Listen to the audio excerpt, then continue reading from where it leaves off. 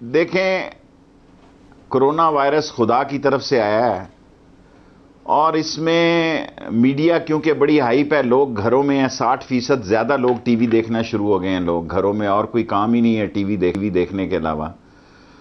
और पहले थोड़े अरसा चढ़ाई की सिंध ने, जो हकीकत है, और बाद में फिर मरकज़ ने जवाब दिया। मेरे ख्याल में ये नहीं होना चाहिए। अल्लाह ने रहम किया है, 10-15 दिन और देख लें, अल्लाह रहम करेगा तो पाकिस्तान में वो ख़तरनाक हालात नहीं आए कि आज अमेरिका में 2300-2400 लोग मरे हैं। वो अमेरिका जो कि मेरी जेब में जो कागज़ है पढ़ सकता है, वो अमेरिका जो हमारा ये प्रोग्राम देख सकता है, वहाँ से वाशिंगटन DC में बैठा सुन सकता है, लेकिन वो बीमारी पर काबू नहीं पा सक रहा। सो अल्लाह ने अभी तक तो हमारा इम्तहान ज़रूर लिया है, लेकिन हमें, मेरा ख्याल है, ये छोटी छोटी बातें हैं कि वो आटा, पंजाबी में कहते हैं आटा गूंदे हिली क्यों है। सो ये बहाने से लड़ाइयाँ जो हैं ये नहीं होनी चाहिए और ख़त्म होना चाहिए। कम अज़ कम ईद तक तो, उसके बाद सियासत होगी, वैसे भी रमज़ान के बाद सियासत होगी इस मुल्क में।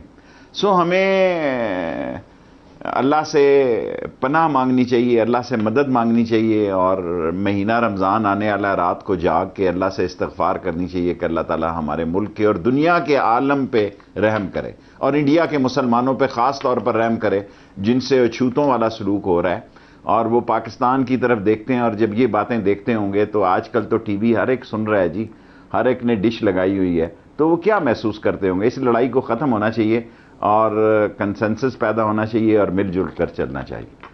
लेकिन शेख साहब, इंतज़ामी खामियों की निशानदही, ये तो पॉलिटिकल पार्टीज़ की रिस्पॉन्सिबिलिटी। अगर सिंध में लोग भूखे हैं, उनको मदद नहीं मिल रही जो हुकूमत ने वादा किया था, और बहुत सारी जगहों पे खराबियां आ रही हैं, PTI अगर निशानदही करती है तो उसको एक सियासी लड़ाई में क्यों कन्वर्ट किया जाता है? अगर वफाक कहीं पे खराबी करता है, या पंजाब में होती है, पीपल्स पार्टी निशानदही करती जी। मेरी बात सुने।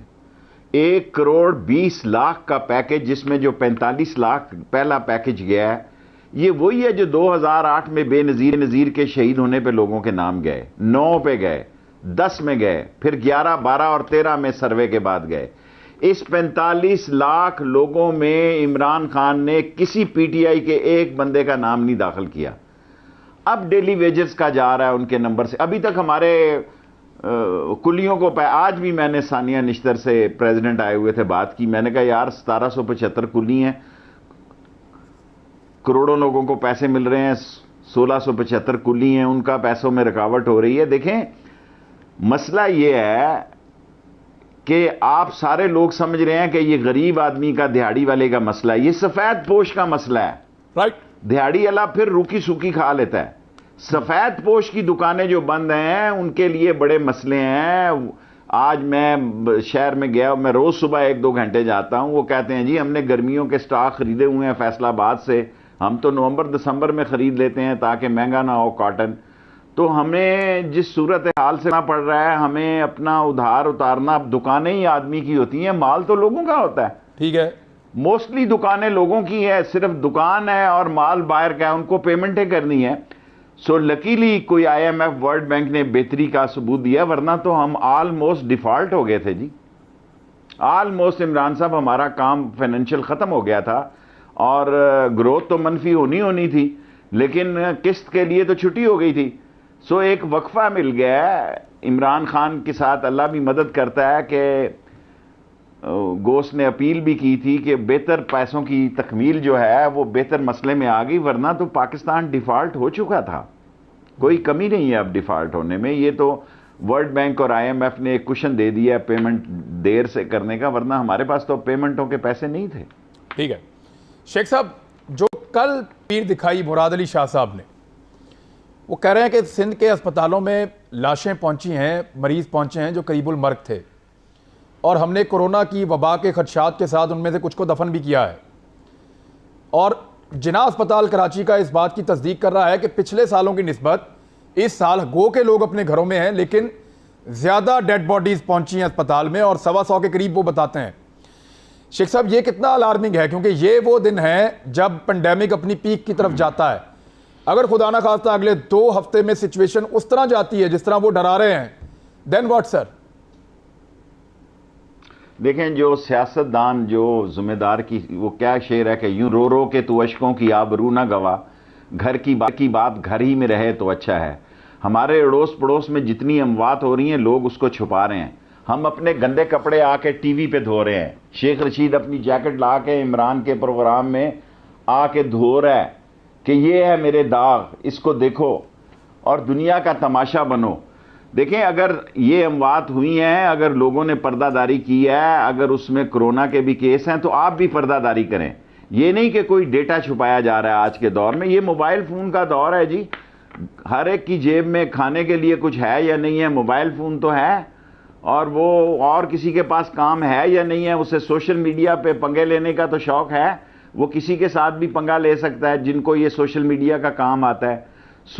मैं आपसे भी दरख्वास्त करूंगा कि आप इन इश्यूज़ को तवज्जो न दें और कोशिश करें कि सूबा और मरकज़ इस बहरान के दौर में नेक और एक होकर अपनी खामियों को मद्देनज़र रखते हुए आगे की तरफ बढ़ें। शेख साहब, मैं आपसे एग्री करता हूं, लेकिन जो पर्दादारी वाला मामला में देखें, ये एक पेंडेमिक है वर्ल्ड वाइड। इसमें जो डाटा है वो बिल्कुल सही रिपोर्ट होना चाहिए, बिल्कुल सही। तभी इस पेंडेमिक से निपटने के लिए दुनिया पाकिस्तान की मदद करेगी। नहीं हुआ उसका ये फैसला नहीं हुआ क्योंकि उसका पोस्टमार्टम रिपोर्ट नहीं हुई, उसका मेडिकल नहीं हुआ। ठीक है। बाज लोग कहते हैं कि देखें, अब अगर एक क्वेश्चन निकल रहा है, मुस्बत क्वेश्चन निकल रहा है, तो उसको मुस्बत ही रहने दें। ठीक। अगर उसका कोरोना वायरस की आइडेंटिफिकेशन हुई है तो इस तादाद में बढ़ा दें।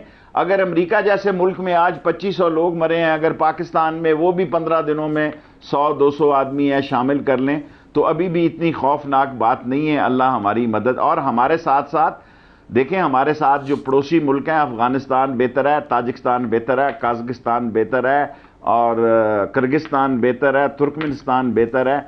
और इधर हिंदुस्तान की भी सूरत हाल इतनी ख़राब नहीं हुई जितना मुझे खदशा था कि वहाँ गुर्बत बहुत ज़्यादा है। वो हालात नहीं हुए। हमारे पड़ोसी मुल्क ईरान में हालात हुए हैं। अल्लाह ताला उनकी मदद करे और उनको इस काम से निकाले। और हमने और कुछ किया नहीं किया, आके अपने मुल्क में तबलीगी जमात और ज़ायरीन को निशाना बना लिया। भाई, तबलीगी जमात इस मुल्क की दीनी एक कुव्वत है, और ज़ायरीन जो नवासा रसूल की तरफ गए हैं, जो अपनी ज़ियारतों के लिए गए हैं, आप उनको निशाना बना के ये बर्गर ग्रुप क्या पैगाम देना चाहता है? शेख साहब, जो ये खाली आदमी तबलीगी जमात को निशाना बना रहा है, ज़ायरीन को निशाना बना रहा है, वो मुल्क का दोस्त नहीं है, ज्यादती कर रहा है। शेख साहब देखें, अब अगर आप उस्मान बुज़दार साहब की ट्वीट पढ़ें रोजाना, तो वो ज़ायरीन को अलग आइडेंटिफाई करते हैं अपनी ट्वीट में और तबलीगी जमात को अलग आइडेंटिफाई करते हैं, और उनकी ट्वीट के नीचे जो कमेंट है उसके अंदर शिया सुन्नी फसाद पड़ा हुआ होता है। तो क्या उनको ये सिलसिला रोकना नहीं चाहिए? ये बहुत ज्यादती है, रोकना चाहिए। आप उसको फ़ोन करें, नहीं तो मैं उसको फ़ोन करके ये समझाता हूँ। मैं तो देखता ही नहीं ये आईटी शाइटी जो है ना, मैंने आज तक कभी ट्वीट किया। लोग मुझे कहते हैं जी आपके 50 लाख फॉलोअर हैं। मैं कहता हूँ शुक्रिया उनका, क्योंकि मैंने तो आज तक कभी ट्वीट नहीं किया जी। ठीक है, लेकिन ठीक है, उनको रुक जाना चाहिए। मेरी गुजारिश है उनसे, वो सुन रहे हैं अगर तो, और ये शेख रशीद साहब भी गुजारिश कर रहे हैं कि इस तरह ना करें, इससे लोग आपस में उनको लड़ने की वजह मिलेगी। तो ये सुप्रीम कोर्ट ऑफ पाकिस्तान के अंदर कोरोना वाला मामला गया, ये आज खुद था। अब उसमें वफाक को भी सुबकी हुई और सिंध को भी हुई। पीपल्स पार्टी ने जजेस के साथ वो नहीं किया जो एक ख़ास ग्रुप ने पाकिस्तान तहरीक इंसाफ की तस्वीरें और उनके स्लोगन्स को इस्तेमाल करते हुए जो तनकीद की है मुअज़्ज़ज़ जज साहिबान पे, जिसका इमरान खान साहब ने नोटिस भी लिया है। ये कैसे हो गया सर? बहुत बुरी बात है, बहुत बुरी बात है। और इमरान खान क्या, मैं खुद समझता हूँ कि सुप्रीम कोर्ट ने ठीक नोटिस लिया। एक पैट्रियट आदमी है, एक दूरअंदेश आदमी है। देखें ना, पार्टियां तो इतनी तकसीम है कि एक दूसरे के साथ ये कैसी बीमारी आई है, ये मुसलमान को समझने की ज़रूरत है। तन्हाई की बीमारी है, तन्हाई की मौत है, तन्हाई का जनाजा है, कोई लुक आफ्टर नहीं कर रहा। इतनी बड़ी सज़ा के बावजूद भी अगर हम सबक नहीं सीख रहे और हम ऐसी फजूल बातों की लड़ाई लड़ रहे हैं, हमें अल्लाह से पनाह मांगनी है। रमज़ान का महीना आ रहा है, रातों को जागना है। और मैंने आज प्रेसिडेंट से भी बात की है, ये बात मैं करना नहीं चाहता। मैंने कैबिनेट में भी एक ही इशू उठाया है कि भाई 5 की जगह अगर 50 आदमी नमाज वक्फे से पढ़ते हैं तो आपको क्या तकलीफ है जी? आपको क्या तकलीफ है अगर एक की बजाय 2 कुरान ख़त्म हो जाते हैं मस्जिद में? देखें, ये मस्जिदों में जो रमज़ान का महीना है, ये मदरसों की ज़िंदगी का महीना है। यहाँ अल्लाह की बरकत होती है, वहाँ इनका खर्चा पानी भी निकलता है सारे मदरसों का। सो वहाँ उनको इमदाद मिलती है, वहाँ उनको सदका खैरात मिलता है, जिससे ये मदरसे चलते हैं। आप बैल मुझे मार, हर बात हम वो कर रहे हैं जिससे कि हमारे लिए मसले पैदा हों। हम ये सारे मसले इमरान खान के लिए पैदा कर रहे हैं, और अब इमरान खान से मैंने रिक्वेस्ट की थी कि आप खुद मिलें। मुझे यकीन है कि इमरान खान प्रेसिडेंट जो मीटिंग बुलाई है, वो इमरान खान उलमा से खुद बात करेंगे, और मेरी रिक्वेस्ट उन्होंने मान ली थी कैबिनेट में कि मैं खुद उलमा से बात करूंगा। ठीक है सर, लेकिन मेरी जो गुजारिश है वो ये है, मुअज़्ज़िज़ जज साहिबान के खिलाफ जो ज़बान इस्तेमाल की गई सोशल मीडिया पे, उसको कुछ लोग ये कह रहे हैं कि इमरान खान साहब के मुखालिफिन जो हाल ही में बने हैं और इंटरनली उनको नुकसान पहुंचाने के लिए जानबूझकर ये पेड कैंपेन चलाई गई ताकि अदलिया और इमरान खान के बीच में एक टसल शुरू हो जाए। आप एग्री करते हैं? देखिए, बड़ा सेंसिटिव केस है, बहुत ही सेंसिटिव। 14 हमारे मशीर हैं इक्वल टू फेडरल मिनिस्टर, और 4 हमारे एडवाइज़र्स हैं, 5 एडवाइज़र्स हैं।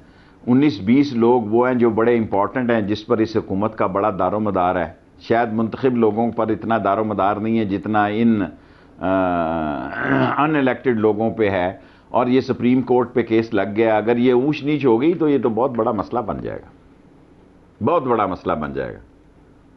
क्योंकि ये सारे लोग जो हैं फॉरेन क्वालिफाइड हैं। हम तो देखो 6 का 36 वाले हैं, टाटों पे पड़े हैं। हम दुनिया में सबसे मुश्किल काम वोट लेना है।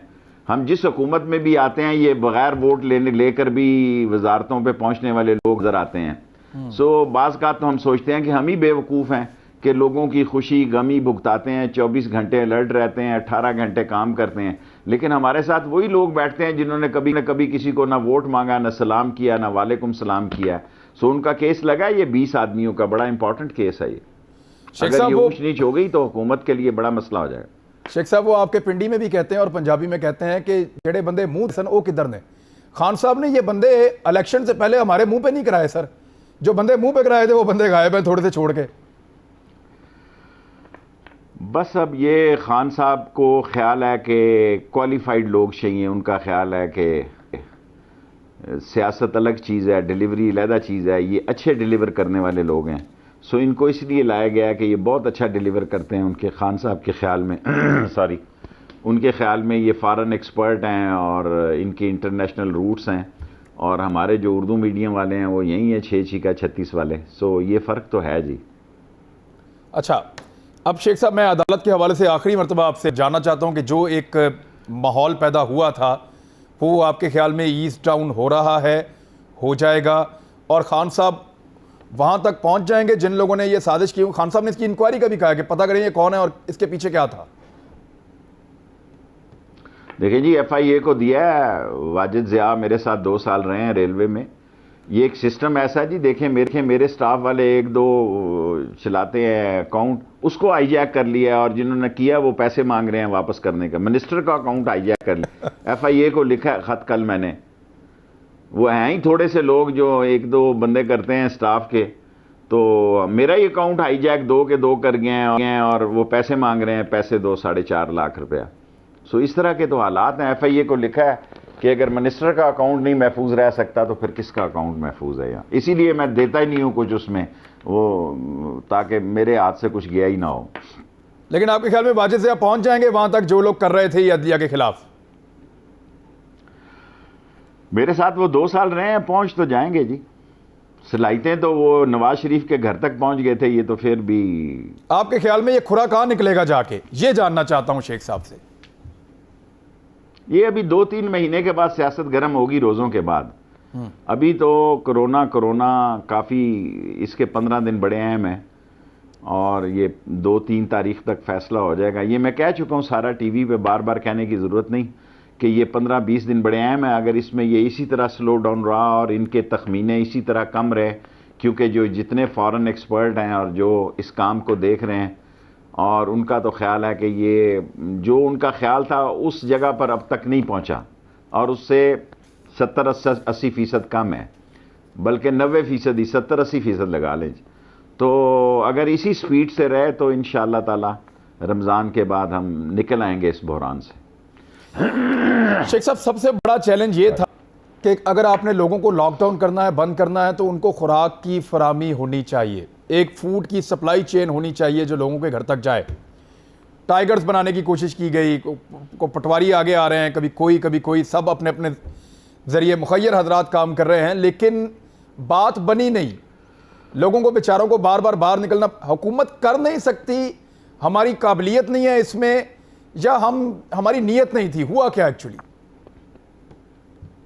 देखें, 1,20,00,000 लोगों को पैसे दिए जा रहे हैं। आप इमरान खान को ये कहें अगर नून लीग या पीपल्स पार्टी की हुकूमत होती तो पुराने आने आईडीज पे ना देते। ये 45 लाख जो अभी तक गए हैं, इसमें पीटीआई का एक आदमी नहीं है जी। ठीक, ये सारे बेनज़ीर के दौर के और नून लीग के दौर के 45 लाख लोग हैं। ये 2008 और 9 में जो एमएनए एमपीएस ने नाम दिए थे, फिर 10 और 11 में दिए थे, फिर 13 में दिए थे। सो अगली किस्त आएगी जो बेचारे कोरोना वायरस वालों की होगी। ये तो सारी किस्त वही है जो कई सालों से ले रहे हैं लोग, लेकिन इस वक्त कोई और गरीब की आइडेंटिफिकेशन का और गरीब का जो गुर्बत की लकीर से नीचे है, वो लिस्ट और कोई नहीं थी, इसलिए इसी लिस्ट को आगे चलाया गया है। और अगली अब सेकंड जो फेज आएगा उसमें इस कोरोना के लोग आएंगे। और आप बेफिक्र हैं, मोहल्लों में, गलियों में हम किसी को, अल्लाह ताला माफ़ी दे, हम किसी के काबिल नहीं है, किसी की जूती के बराबर नहीं है, कोई भूखा नहीं सो रहा जी हमारे मोहल्लों में, इंशाअल्लाह ताला। अल्लाह ताला का शुक्र है अभी तक। लेकिन शेख साहब, लोगों को बाहर निकलना पड़ेगा, जब बाहर निकलेंगे तो वो इस वबा से मुतासिर होने के खदशात। अब ये पाबंदी भी तो खत्म करनी पड़ेगी ना जी। स्पेन में इतने मरे हैं, उन्होंने खोल दिया है, फ्रांस में खोल दिया है, इटली ने आज थोड़ा बहुत खोल दिया। देखें, लोग घरों में कैद नहीं रह सकते, सारा सिस्टम भी तो दो मसले हैं इमरान। फ्रांस ने तो मई तक बंद कर दिया है जी। गुर्बत से मरने देना लोगों को या बीमारी से मरने देना, इसके दरमियान में रास्ता लाइन निकालनी है। इन दोनों के दरमियान से लाइन निकालनी है कि बीमारी से भी ना मरे और गुर्बत से भी ना मरे। ठीक है। और मुझे पूरा यकीन है कि इंशाअल्लाह लोगों के कारोबार मुतासर ज़रूर होंगे, लोगों का बिजनेस कम होगा, लोगों के माशी मसाइल होंगे, लेकिन भूखा कोई नहीं सोएगा, आप यकीन रखें। मैं ये बड़ी जिम्मेदारी से कहता हूँ, मैं बहुत जिम्मेदारी से कहता हूँ, भूखा कोई नहीं सोएगा। लोगों के घरों में मसाइल हैं, रिक्शे वाले के मसला है, बच्चे 6-6 7-7 हैं, टैक्सी ड्राइवर का मसला है, और डेंटर, पेंटर, वेल्डर, मैकेनिक, मोची, दर्जी, धोबी, नाई, इनके मसले ज़रूर हैं, लेकिन थोड़े दिनों में इसका फैसला हो जाएगा। शेख साहब, जो एक नोटिफिकेशन जारी किया गवर्नमेंट ऑफ पाकिस्तान ने, उससे बजाय क्लैरिटी आती, कुछ कन्फ्यूजन हो गई हैं। क्या आपको लगता है कि गवर्नमेंट को एक नया नोटिफिकेशन क्लियर जारी करना चाहिए? क्योंकि उसमें जो शोबे लिखे हुए हैं उनमें से कुछ जगहों पे खुलते हैं, कुछ जगहों पे बंद करवा दिए जाते हैं। यानी ये या तो इंतज़ामिया को ये कहा गया है कि आप अपने तरीके से मैनेज कर लें, क्योंकि लोगों को क्लैरिटी नहीं है, बाकायदा स्पेसिफिक करके नाम नहीं आए हुए, और अगर एक शोबा खुला है तो उससे जुड़ा हुआ दूसरा शोबा बंद है, वो पहला वाला शोबा भी काम नहीं कर पा रहा। देखें, ऐसी बातें हैं जहां बंद है ना, वो भी, अब मैं आपसे क्या अर्ज करूं, बाज लोग अपने इसको क्या कहते हैं, जो गेट के बाहर खड़े हैं, अगर कोई गाहक आता है तो गेट खोल के सामान दे देते हैं। आज अपने शहर के बारे में मैं आपको बता सकता हूं, यहां भी ऐसे ही हो रहा है। अब दर्जी खोला है तो लोग कहते हैं कपड़े वाले की दुकान खुली और सूट की जरूरत पड़े, मिल रहा है जी। आहिस्ता आहिस्ता ठीक हो जाएगा 8, 10, 15 दिनों में, और ये मसला 1 तारीख तक ठीक हो जाएगा इंशाअल्लाह ताला। या बहुत खराब हो जाएगा या ठीक हो जाएगा, या सब कुछ बंद हो जाएगा या सब कुछ खुल जाएगा। शेख साहब, 5 बजे के बाद लोग सौदा लेने जाते हैं, ऐसे लगता है मनशियात ढूंढ रहे हैं, यानी वो ऐसा चुप चुप के खुफिया तरीके से वो चीज़ें दे रहे हैं, ले रहे हैं। अब ये माहौल में से निकालना भी आहिस्ता आहिस्ता गवर्नमेंट को कोई ना कोई ईज डाउन करना पड़ेगा, और लोग कोऑपरेट करें तो हो सकता है निकल आएगा। 1 तारीख तक कौम निकल आएगी इस बुरान से, या सारी इस बुरान में चली जाएगी या बुरान से बाहर निकल आएगी। शेख साहब, लोगों ने संजीदगी से लिया या नहीं लिया इसको? जिस किस्म की हम कौम है वैसा ही हमने लिया है। कुछ ने संजीदा लिया है, कुछ ने गैर संजीदा है। बाज़ लोग घर में बैठ ही नहीं सकते, टिक ही नहीं सकते, उनके लिए ऐसे ही है। उन्होंने हमसे पूछते हैं जी जेल कैसे काटी थी आपने, वो 7 साल कैद हुई थी। हमसे तो कहते हैं 15 दिन नहीं काटे जा रहे, घर से तंग हैं और मसलों से तंग हैं, मुसलसल घर में रह के वो मेंटली जो है वो अजीब उनकी सोच हो गई है। टीवी देख देख के आपने टीवी पे लड़ाइयाँ दिखा रहे हैं, वो भी उनको तकलीफ पहुँचती है। सो घर में रहें तो और मसले मुश्किल हैं। ये मुश्किल मसले उन्होंने पहली दफ़ा देखे हैं, इसलिए लोग मुझसे कई शहर में पूछते हैं हल्के में जेल के में कट्टी सी तुसा इतनी लंबी। शेख साहब, पिंडी वालों के लिए तो वाकई मुश्किल है। जो पिंडी बॉयज़ कर रहे हैं वो टिकते ही नहीं है घर में, मोटरसाइकिलों के ऊपर कभी इधर पुलिस कभी उधर पुलिस। सबसे ज़्यादा वीडियो तो नहीं की आ रही हैं। चले मैं एक ब्रेक ले लेता हूँ। ब्रेक के बाद शेख साहब से फिर हम पूछेंगे कि वो पहला सवाल ये पूछ लेता हूँ ना कि कौन सा ऐसा तबका है आपके ख्याल में, लोगों में अगर तबकात में आप देखें, कि जो नहीं टिक पा रहा है या वो समझते ही नहीं है कि ये कोई खतरा है। ब्रेक के बाद वेलकम बैक नाज़रीन। शेख साहब, लोगों का कौन सा तबका है आपके ख्याल में जो इसको संजीदा नहीं ले रहा, या वो ये समझ रहे हैं कि ये बीमारी उनको कुछ नहीं कह सकती? एक्चुअली जिनको लेना चाहिए वही संजीदा नहीं ले रहे। मेरे बाबड़ा बाजार जहाँ मेरा तो लाल हवेली, तेली महला, लाटू महला, अकालगढ़, चिटियाँ हटियाँ, वो हमारी आदतें ऐसी है कि चौक में नाश्ता करना है बैठ के इन्होंने। हमारी आदतें ऐसी हैं, शाम को इन्होंने स्टूल रख के लात पे लात रख के आपने हमाम खोला है तो कहते हैं हमाम में रश है। भाई वो इतनी देर से महल्ले की उन्होंने बदखोइयाँ नहीं की हुई, इतनी दिनों से महल्ले की चुगलियाँ नहीं हुई, इतने दिनों से उन्होंने सियासत पे तबसरे नहीं किए हुए। सो ये सारे मसले एकदम वो उगल रहे हैं। सो इसलिए हमाम पे रश है, क्योंकि सुबह उठ के उसने हमाम पे वैसे ही जाना है। शेव तो उसने जब करानी है पहले उसने गप्पें मारनी है सारे महल्ले की। वो गप्पों से इतने तंग आए हुए हैं। और कोई देखें हमारे पास क्या एंटरटेनमेंट है, सिनेमे बंद हैं सारी, वैसे भी सिनेमे कब अब लोग टीवी शीवी पे ही देख लेते हैं।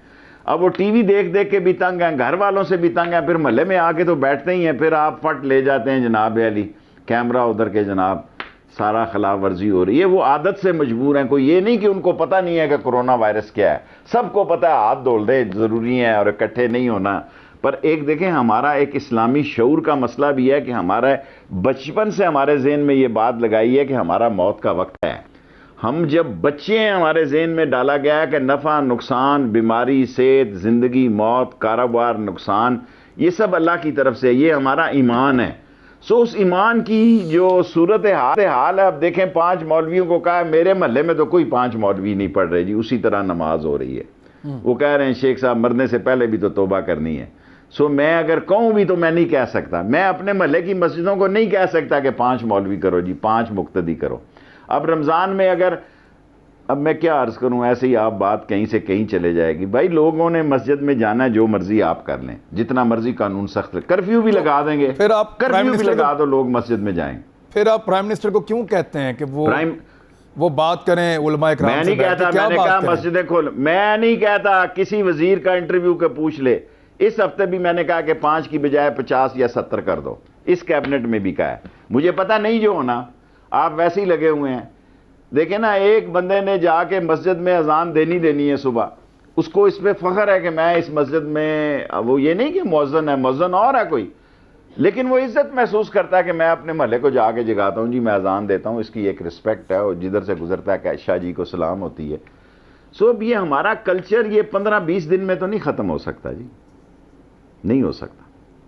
तो फिर लोग इसको मानने को तैयार नहीं है, उल्मा भी नहीं है। उल्मा ने कल कह दिया क्लियरली कि हम नहीं रुकेंगे, अगर किसी ने जबरन रोका तो ये गैर शरई होगा।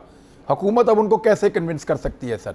और ये तादाद तो कोई नहीं गिन सकता। लोग, मुझे यकीन है, हाँ जी, मुझे यकीन है कि इमरान खान के साथ उनकी मीटिंग कामयाब जाएगी। और मेरी दरख्वास्त पर इमरान खान साहब ने यह फैसला किया कि वो खुद उनसे मिलेंगे। शेख साहब एक मिनट, आप कह रहे हैं कामयाब जाएगी, कामयाबी आप किसे समझते हैं? मीटिंग की कामयाबी क्या होगी? क्या कामयाबी ये है कि एक सब छोड़ के नमाज पढ़ लें, फासले पे पढ़ लें। देखें ना, अब इतनी बड़ी मस्जिदें हैं। मैं तो स्टूडेंट लीडर के वक्त से ये सोच रखता हूं कि इन मस्जिदों को भी मदरसे बनाना चाहिए, दीनी तालीम के साथ दुनियावी तालीम भी। इतनी बड़ी हमारी मस्जिदें हैं, फजर से लेकर जोर तक इनको इस्तेमाल करना चाहिए।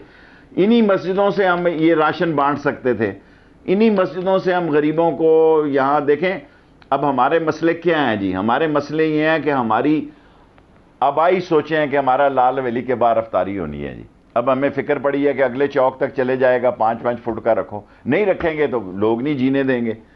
सो हम ही नहीं कह रहे, कई और लोग हैं जो हजारों की तादाद में ये काम करते हैं। सो ये सारे मसले नहीं, अफ्तारी गैदरिंग पे तो गवर्नमेंट पाबंदी नहीं लगाएगी शेख साहब? अफ्तारी की गैदरिंग्स पे कैसे लगाएगी? देखें अब खड़े लोगों को दे दिया करेंगे, यही करेंगे कि जी बिठाएंगे नहीं, पकड़ा देंगे जी, ये लो इफ्तारी का पैकेट ले जाओ। शेख साहब देखें, मदीना मुनव्वरा में, मक्का मुअज़्ज़मा में अल्लाह ताला के घर जो हैं वहाँ पे यानी वो देख के भी मनाज़र दिल को दुख होता है।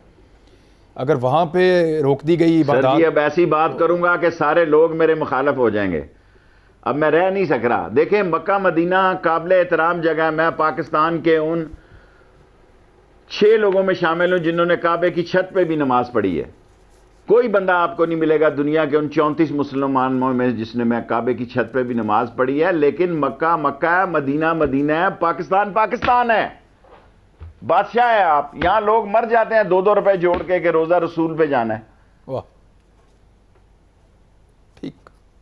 यहां कई बूढ़ी माएओं के पास जाओ जो फुलियां बेच रही है, स्कूलों के बाहर छोटी सी रेहड़ी लगाई हुई है, चाट बेच रही है, वो कह रही है पुत्र पैसे नहीं पूरे हो रहे, मदीने जाना है।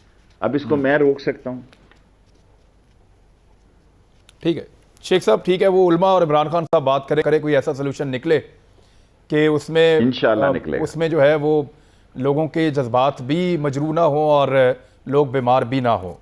अब मामला ये है कि इंशाल्लाह ताला कारोबार को होने वाला नुकसान, मुल्क की इकॉनमी को पड़ने वाला डेंट, अब ये पूरी दुनिया को भी डेंट पड़ा है शेख साहब, पाकिस्तान को भी पड़ा है।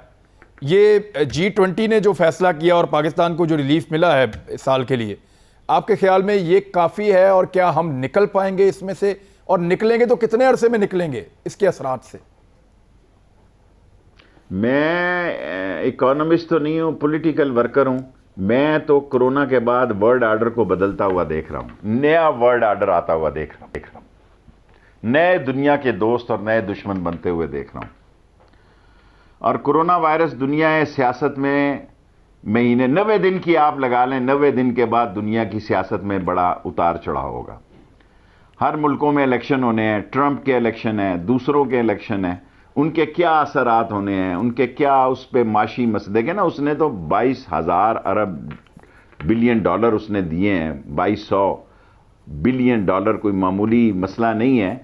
और 1,000 ट्रिलियन, 1,000 पाउंड लोगों ने 1,000 बिलियन पाउंड दिए हैं लोगों को। लेकिन ये वर्ल्ड ऑर्डर बदल सकता है पॉलिटिक्स का। कोरोना वायरस के बाद एक नई तरजीह पेश होने जा रही है। हालांकि ये एशिया के बारे में WHO कह रहा है कि यहां बड़ा तूफान आ सकता है। मेरा अल्लाह से यकीन है कि जिनके साथ तान लग रहा है ना, हालांकि हिंदुस्तान भी इसमें आ जाता है, ताजिकिस्तान, उज़्बेकिस्तान, ताशकंद और किर्गिस्तान, तुर्कमेनिस्तान, ये सारे मुल्क तकरीबन पाकिस्तान समेत महफूज हैं, इन्वॉल्व हैं, लेकिन डेंजरस की उस रेड जोन में दाखिल नहीं हुए कि लाशें उठाने वाला कोई ना हो, नहलाने वाला कोई ना हो। एक ईरान में थोड़ी अक्सरियत है, अल्लाह उनके हाल पे भी रहम करें। इसको आप एक अपॉर्चुनिटी के तौर पे भी देख रहे हैं बाद में? Yes, you are right. असल बात आपने मेरे दिल की कही है। शेख साहब, मुझे एक ब्रेक लेने दें। ब्रेक के बाद एक बड़ा इंपॉर्टेंट इशू है, वो मैं आपके कहूँगा कि इंडिया इस वक्त जो है मुसलमानों को सब्जी नहीं दे रहे, राशन नहीं दे रहे, दुकानदार उन्हें धुतकार रहे हैं। वहाँ पे एक कंपेन चल रही है कि इनकी वजह से कोरोना आ रहा है और उनको अलग किया जा रहा है, उनके ऊपर हमले किए जा रहे हैं। शेख साहब, अगर इस वक्त भी भारत में उसकी हुकूमत ने और उसके हवारियों ने यही करना है तो भारत फिर कहाँ जाएगा, वहाँ का मुसलमान कहाँ जाएगा? ब्रेक के बाद वेलकम बैक नाज़रीन। शेख साहब, अब भारतीय हुकूमत का रवैया, उनकी रियासत का रवैया, उनके वहाँ जो गुंडा पूरे एक अनासर हैं उनका रवैया, और मुसलमान बेचारी एक अकलियत, उसके साथ वो क्या कर रहे हैं शेख साहब? इस मुश्किल वक्त में भी उनको दीवार के साथ लगा रहे हैं। देखें, इंडिया में भी तबलीगी जमात को कोरोना वायरस का जिम्मेदार ठहराया गया। पाकिस्तान में भी जालिम लोग जो हैं, इस माशरे के दुश्मन, इस्लाम दुश्मन कुव्वतें जो हैं, इंडिया और पाकिस्तान में भी इकट्ठी हैं। इंडिया में भी तबलीगी जमात पे इल्ज़ाम लगाया, पाकिस्तान में भी तबलीगी जमात पे और ज़ायरीन पे इल्ज़ाम लगाया इन लोगों ने।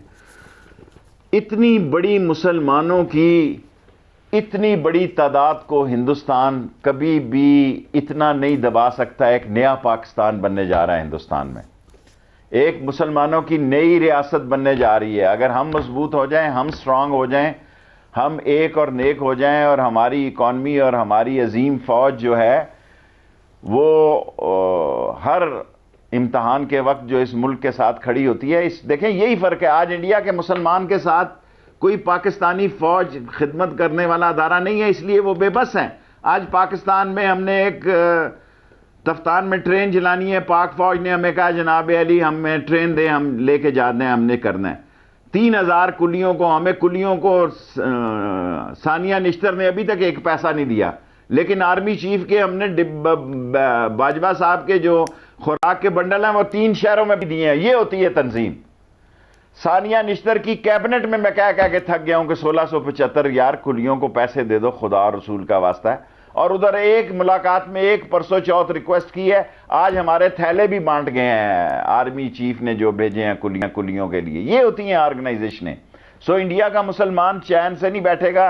इस्लाम का जो कलमा पढ़ लेता है उसके अंदर जोश और वलवला और वो कुर्बानी की लगन किसी वक्त भी वो जिंदा हो जाती है।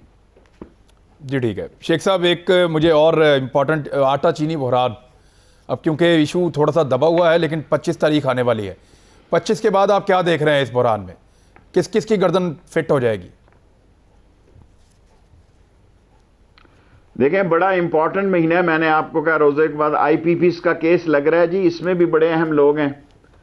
कर्जे वालों की लिस्ट लग रही है, इमरान खान ने अहम फैसले करने हैं। चीनी वालों की देखें बात तो ये आटे से शुरू हुई और आटे की बात मैंने उठाई ईसीसी में, लोगों को तो फिक्र नहीं थी। अब भी मुझे आटे की फिक्र है, मैं आपके प्रोग्राम में कह रहा हूं, क्योंकि दुनिया में आटा महंगा है, पाकिस्तान में सस्ता है। दुनिया में चीनी सस्ती है, पाकिस्तान में महंगी है। अगर मुझे हूं तो मैं शेख ही ना, मुझे कोई कहे जी चीनी सुबह अफ्रीका से चाहिए या फलाना से चाहिए, मलेशिया से चाहिए, मैं पाकिस्तान से कहीं सस्ती चीनी यहां ला सकता हूं। अगर मुझे कोई कहे आटा चाहिए तो मैं नहीं ला सकता।